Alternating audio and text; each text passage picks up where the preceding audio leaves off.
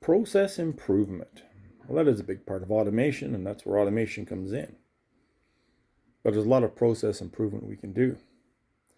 Now, the first thing we have to do before we can improve a process, and many fail at this, maybe because they don't know how to do it, maybe because it seems too hard, or they don't know where to start, but it's defining your process in detail.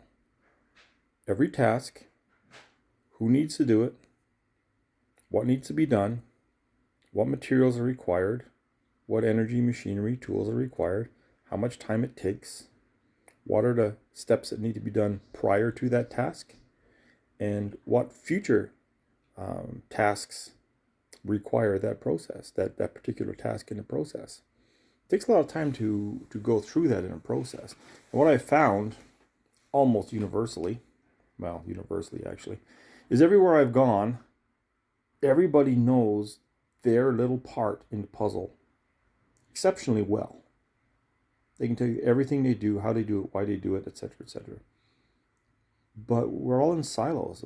They don't know who did what coming in and what's going to be done afterwards. To find somebody in your plant that can actually lay out your process from start to finish, from the sales call to the last sales call, from womb to tomb, it's pretty rare. So the first thing I suggest when you want to do some process improvement is sit down and define that process in detail. It doesn't take that long. What you're going to need to do is get everybody aside in a room with somebody who knows how to facilitate that process again, and get it all down on paper for you.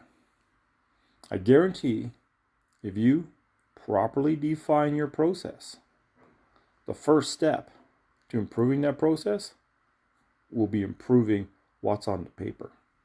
Then you can look at things like automation and tooling, etc., etc., etc.